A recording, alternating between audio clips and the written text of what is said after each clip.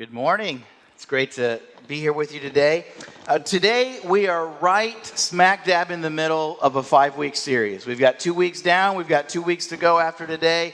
We are on week 3, and we've been taking a look at 5 critical questions of clarity.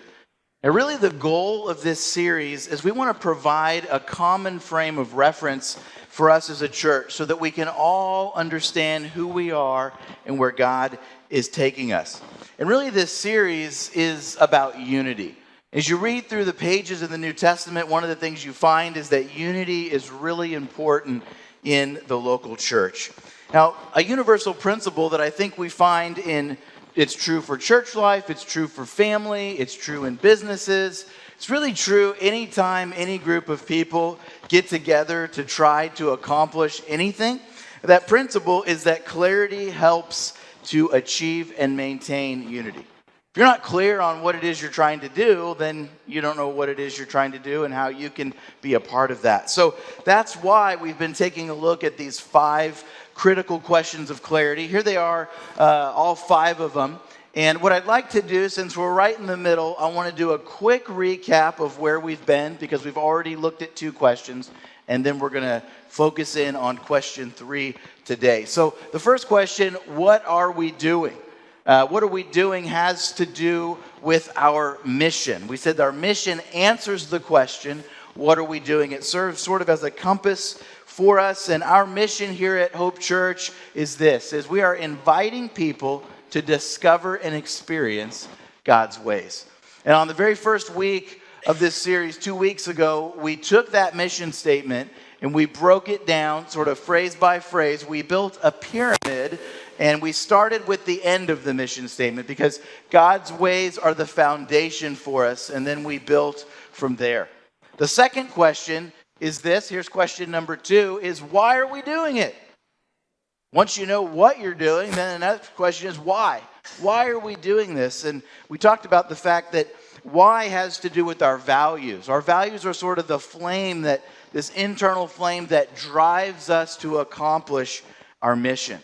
And we talked about this last week. I introduced this 3-legged stool to you, and I said, as we go about in life, this is true for us as individuals, it's true for us as an organization. There's 3 things we've got to factor in. We've got to factor in God. We've got to factor in people, because we're not the only ones in the room, right? And then we've got to factor our goals. It's really easy just to get caught up in the goals. What are we trying to do? Totally ignore God and or people. But we've got to think about all 3 of these. And we talked about our organizational values as a church. Here they are, our 3 main values that we operate by. These aren't just aspirational values that we put on a wall, but we actually make decisions using these. We want to please God fully. We want to love people wisely. We want to steward opportunity faithfully. And the way we steward opportunity faithfully means we act with intentionality, integrity, excellence, and effectiveness.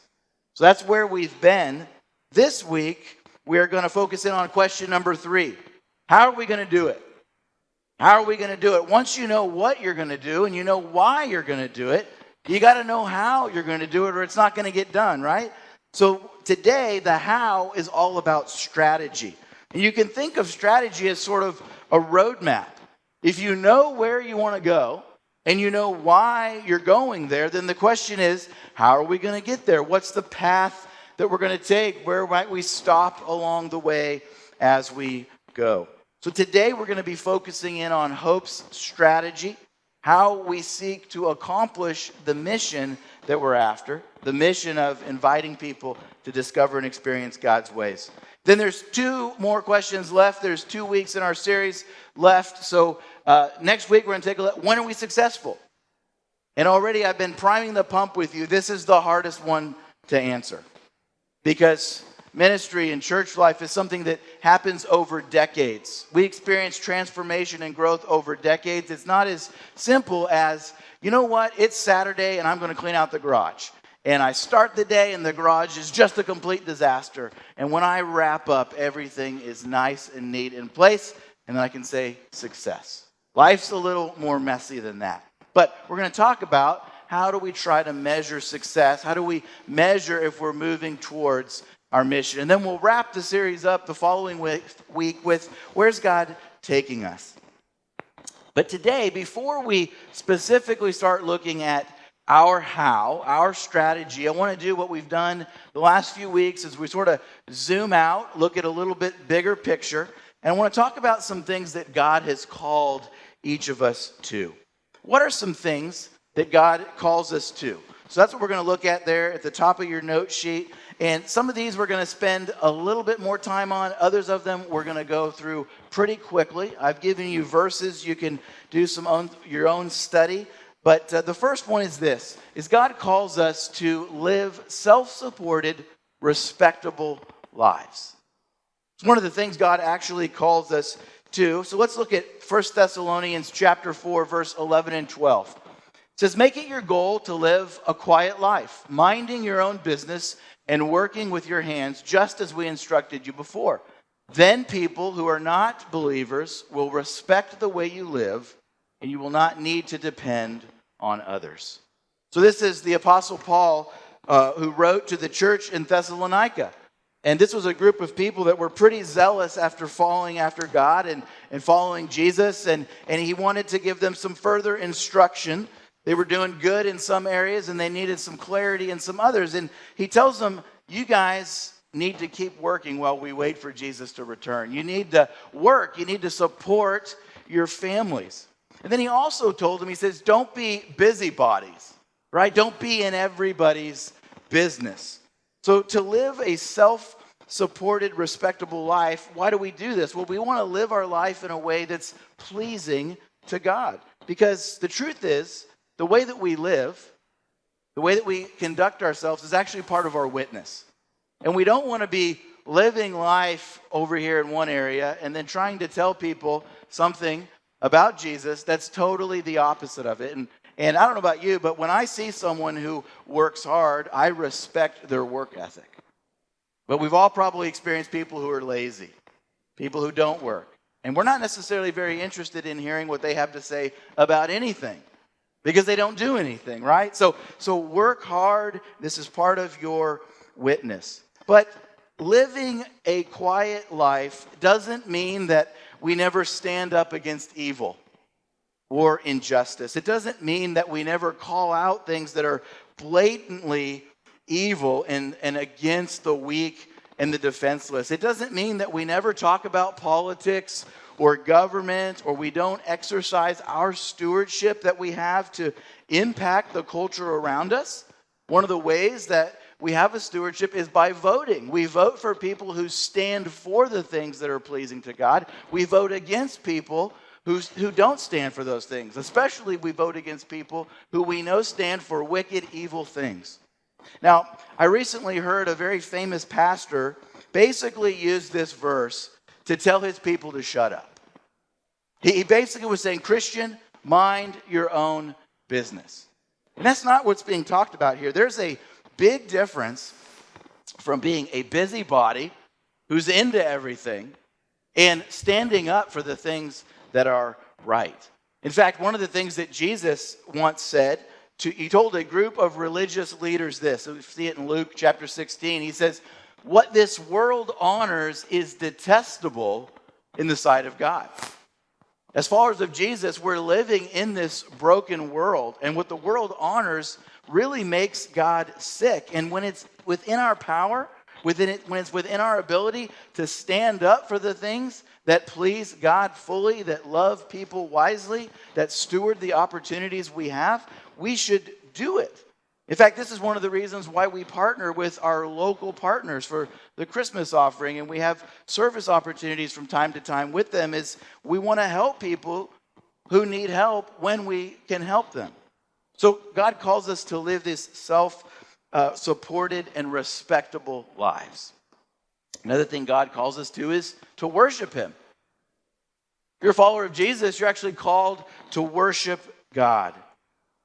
He calls us to connect with and strengthen other believers. I don't know about you, but I think this concept really went from true to real as we walked through the challenges of the last few years with COVID.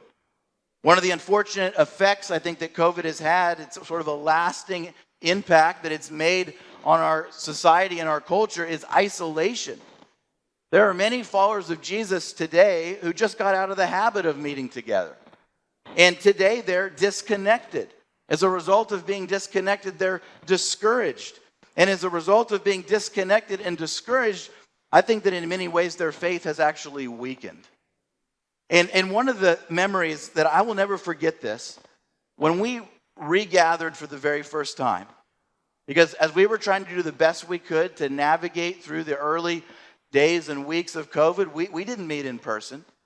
But then we got back together, and the very first Sunday that we got back together, those of you that were here, I hope you never forget this either. We had a short time of worship together, because this was probably the most people that had been in a room together since it all started.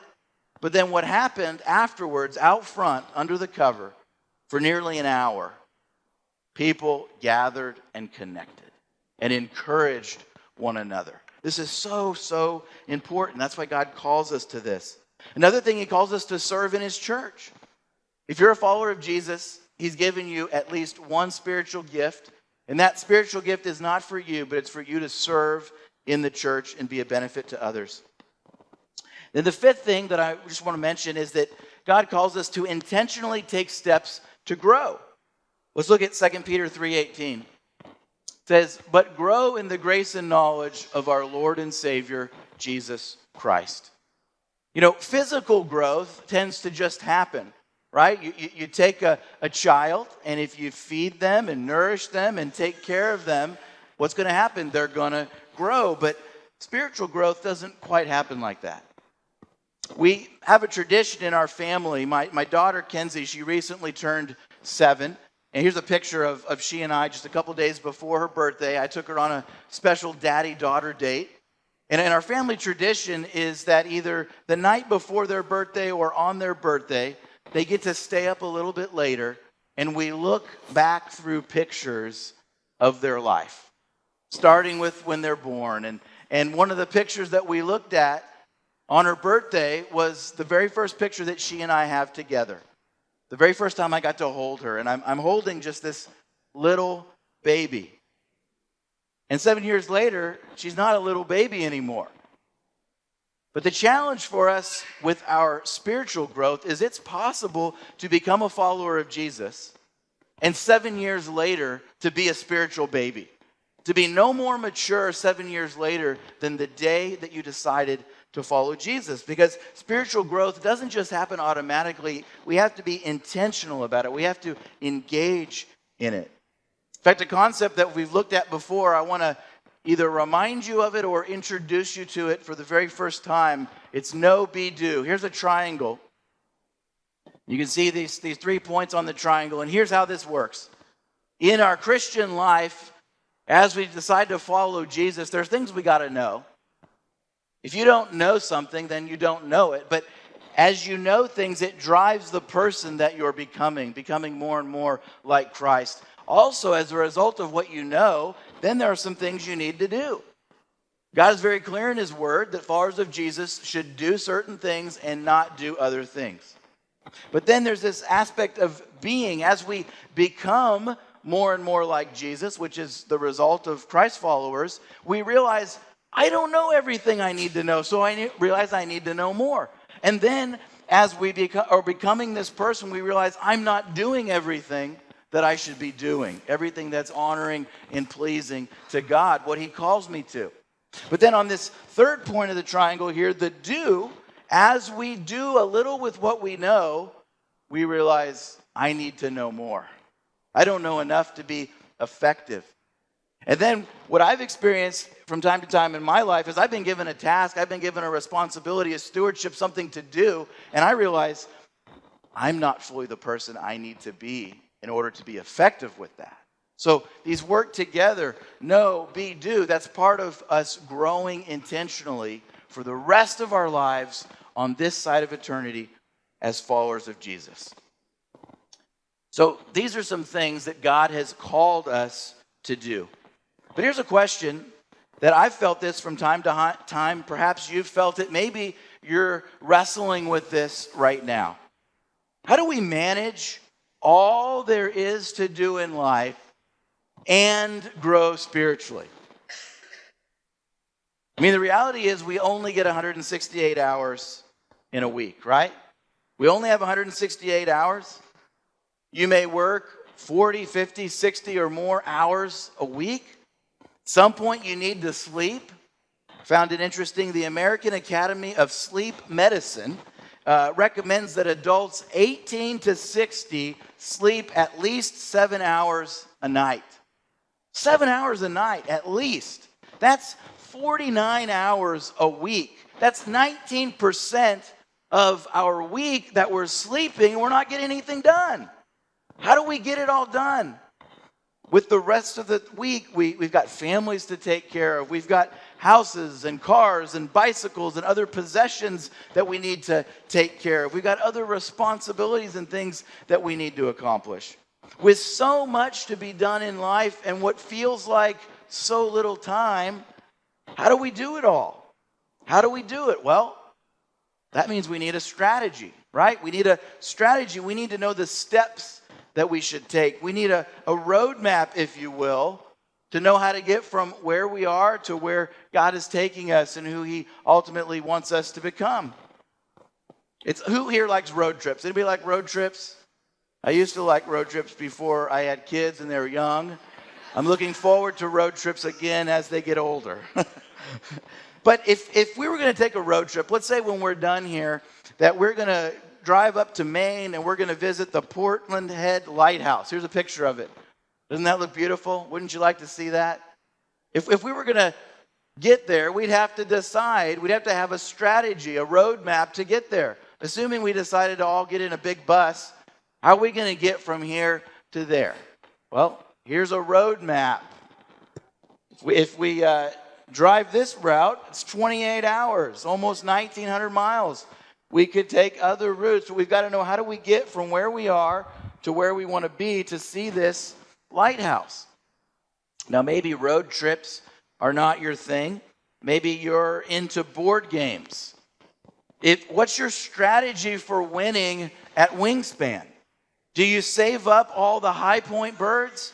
Do you go all in laying the eggs? Do you use the special powers that certain birds have? You got to have a strategy so that you can win. So what's your strategy? Well, as a church, we want to accomplish the mission that we've been given. So we want to take a look at our strategy. And this is our strategy. Our strategy at Hope is first designed to help you accomplish what God calls each of us to do. The strategy that we've come up with as a church is not to add an extra burden onto you, all these other things that you have to do. The strategy that we've come up with is really a way to facilitate and help you do the things that God's already calling you to do. Now, our strategy is primarily about helping you in your spiritual growth and development, but one of the things I've found, and you may have experienced this in your life, is as I grow spiritually, because we only have one life, our life is to be integrated. The more I grow spiritually, the more I'm effective in other areas of my life. You see, we walk daily with Jesus. We don't just come and cheer for Him on Sunday mornings. So our strategy first is designed to help you accomplish what God's already calling us to do. And then second, our strategy is an invitation to discover and experience God's ways. Don't miss the language there. It's very intentional on the language. Our strategy is connected to our mission. Our mission as a church is an invitation to discover and experience God's ways. Therefore, our strategy is an invitation to discover and experience God's ways through, and I want to share the 5 components with you of our strategy. So here's the first invitation. It's an invitation to discover and experience God's ways through attending a weekly worship service.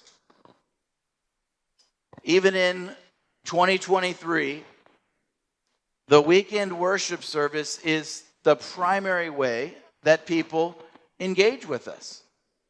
You may have come to a worship service in person for the very first time.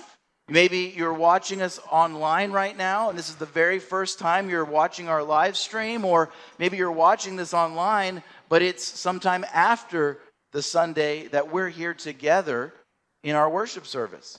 So our worship service is the primary way that people engage with us. It's sort of the main front door.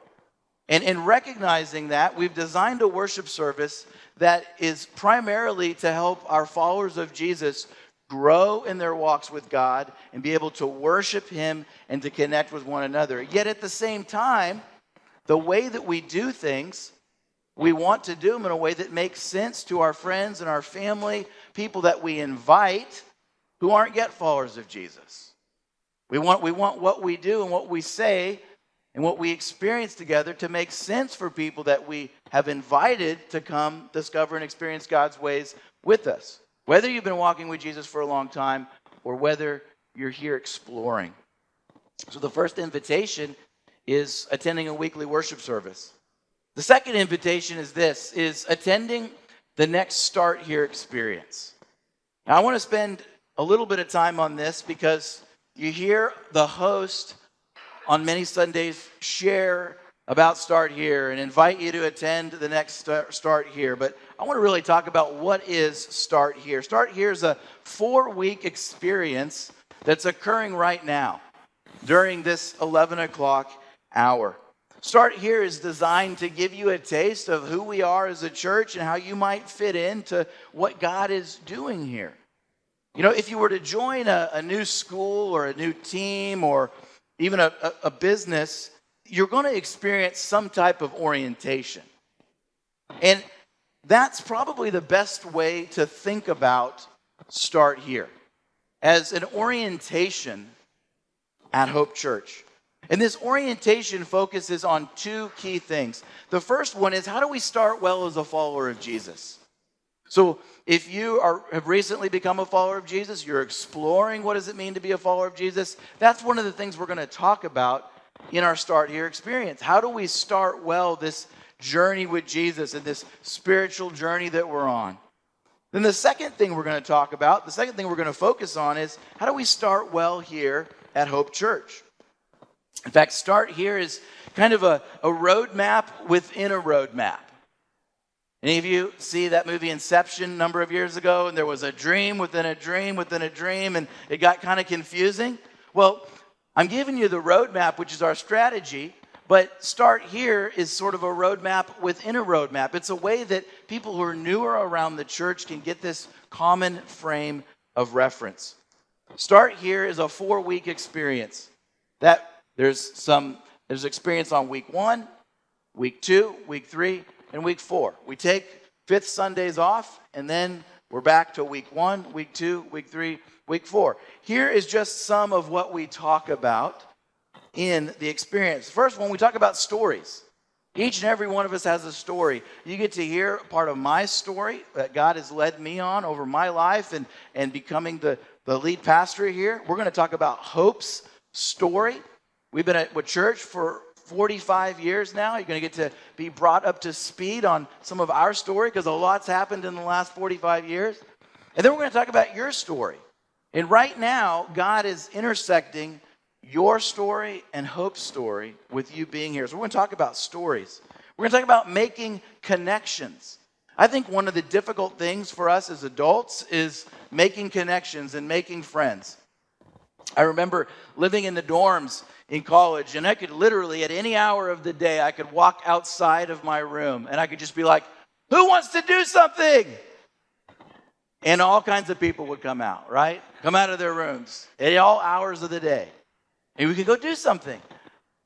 What do you think your neighbors would think about if you walked out of your front door at 7 a.m. on a Saturday and said, who wants to do something? They might call the police and say, we're going to give you something to do downtown. I think we've lost the ability and the understanding to really make adult connections. We're going to talk about how do we make connections in life and here at Hope Church. And then because God's designed all of us to participate, how can we participate?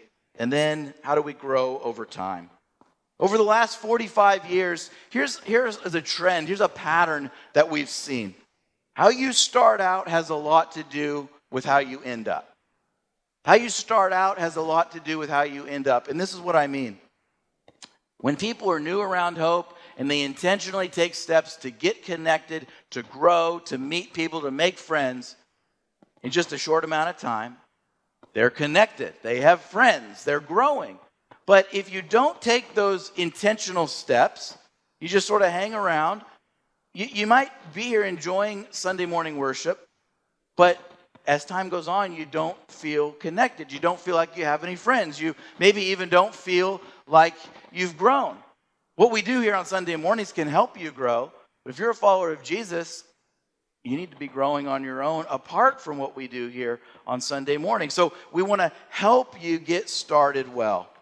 So here's what I want for you. As the pastor of Hope, if you're newer around Hope, I want to invite you to participate in Start Here. It's happening during this 11 o'clock hour. If this is the service that you're accustomed to coming to, because you're here right now, I have a special deal for you. I believe so much in the importance of getting started well. I want to invite you to make it a priority to be and start here in February. Next Sunday is the 5th Sunday, so there's no Start Here. On the first Sunday of February, go to Start Here.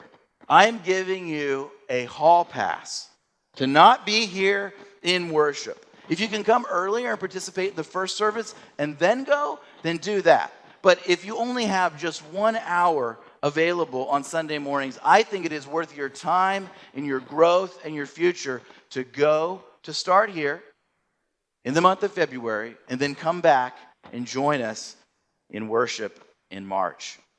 And then another thing I want to mention about Start Here, sometimes people come around and they ask us about church membership. They say, how do you join Hope Church? You guys don't talk about that all the time. Well, maybe we should talk about it more. So I want to just make a comment on that right now.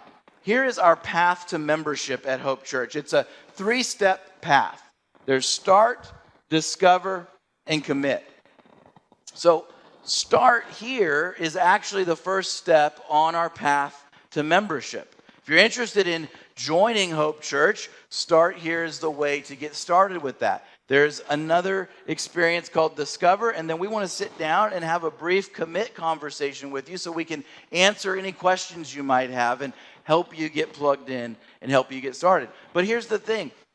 If you're not interested in joining Hope Church and you're new coming around, that's okay. Don't let it being part of the path to membership stop you from coming to Start Here, because I want you to get started well. So don't worry about membership. If you're newer around Hope, I want to invite you to be a part of Start Here when it starts over with week 1 on the first Sunday in February. The third invitation in our strategy is this. It's an invitation to discover and experience God's ways through connecting with others through groups and events. God made us for relationships, a relationship with Him and a relationship with others. So we need to be connecting with others. The fourth invitation is to discover and experience God's ways through serving regularly on a team at Hope and in our community. One of the ways that we become more like Christ is by doing what Christ did. Jesus came to serve. So as we serve, we're growing, we're becoming more and more like Him, and we are discovering and experiencing more of God's ways. The fifth invitation is to discover and experience God's ways through plugging into learning environments. Now, there's a degree of learning that occurs on a Sunday morning, like what we're doing right now. There's a degree of learning that happens in our groups that meet throughout the week, but there's more learning, there's more growth opportunities that we're going to encounter between now and when we go to meet Jesus. So we offer a variety of different opportunities at different times. They include classes, seminars, conferences, training programs. We cover a variety of topics. Some things may talk about Bible, theology, marriage, parenting, leadership. Just if there's some area in your life that you're wanting help in, that you're sensing the need to grow in, when that opportunity comes, there's a learning environment that you can plug into. Really, our goal is we want to help you learn and then live God's word. We invite you to discover and experience God's ways. Again, going back to know, be, do, there's just some things you've got to know so that you can become that person and you can do those things. Now, I could go on and on about our strategy, but what I want to do is I want to bring up a couple of people who have experienced our strategy. I want them to tell you, I want you to hear, not from me about this great strategy, but I want you to hear how our strategy and experiencing different elements of it has really helped them grow in their walks with God, how they've been able to discover and experience God's ways as a result of participating in the different elements of this strategy. So I want to start here. This is Devin and Kristen Parks, and they're going to talk about connecting through a group. How has connecting in a group helped you grow and discover and experience God's ways? Hello, everyone. No, I'm just kidding. Try not to be that awkward. I'm going to try. So Kristen and I have been in groups for a long time. So it's been a huge blessing to us. But this last semester, we hit a couple of big obstacles. One was we sold our business. 2 was we had career changes. And 3rd and biggest obstacle was our youngest daughter was hospitalized and had to have an emergency surgery. So during that time, it was a pretty dramatic and spontaneous event that happened, and it was really out of our hands. Well, our group came around us, and we wanted for nothing. They took care of every outside obstacle that was like food, childcare, watching over, anything we needed. You can name it, they took care of it. And we really were shown the grace by everybody around us. Not only that, but then the prayers. They prayed very specific prayers during our obstacles that were going on while our daughter was in the hospital.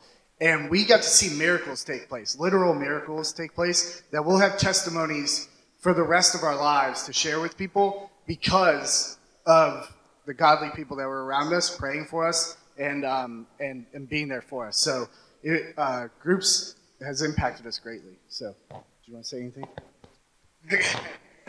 Okay, and for me, when we first started coming to Hope, getting into a group was... I really liked the just the setting. It was very easy to talk to and really get to know people. Great. So groups are the primary way that we connect with each other and care for one another here at Hope. And y'all got to experience the connecting over a longer term, but the caring for when you had a very specific need coming up. So thanks for sharing that story. This is Lori. Lori has served for a number of years. Lori, tell us about your experience serving. Hi, I have been coming to Hope for about 5 years now, and before I started coming here, I was looking at other churches, and unfortunately sometimes no one would talk to me. I'd walk in, I'd sit by myself, no one would say hi, and coming to Hope, everyone has always been so welcoming and making sure that you get plugged in. So when I decided to get plugged in and start serving, I said, I'm going to be on the greeting team, and I will say hi to you. So that is what I did, and it's been a real blessing, not only through friendships and getting to welcome people.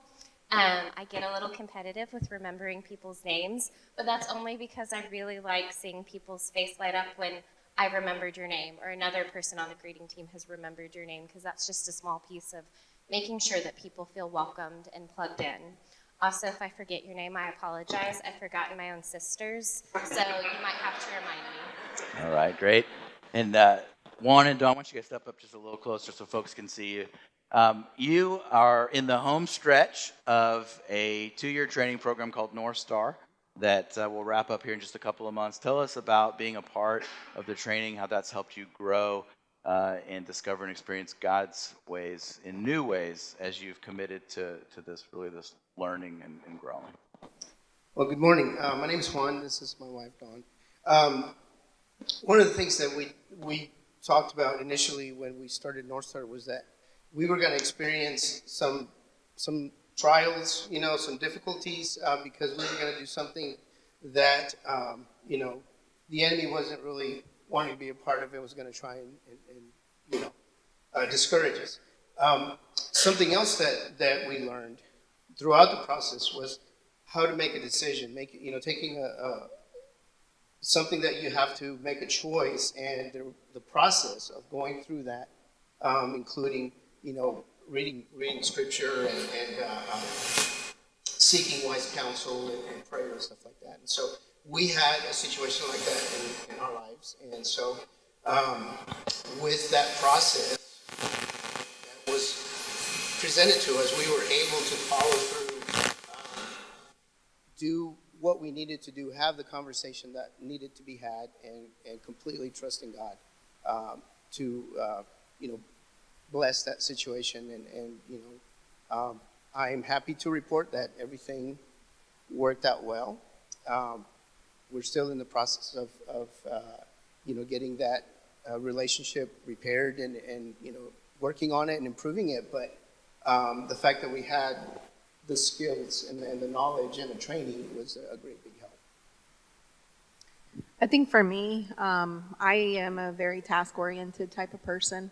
I have been a Christian for pretty much my entire life. I had never partaken in a actual training that allowed me to not just read the Bible, but get really in depth with the Bible. And as a result, it's helped me to deal with major situations in a different way, but also, most importantly, to stop focusing on the actual task, but actually the person that I'm trying to reach out to. So, Guys, thank you so much for sharing with your experiences as you've interacted with some different parts of our strategy to help you discover and experience God's ways. Let's give them a hand for sharing.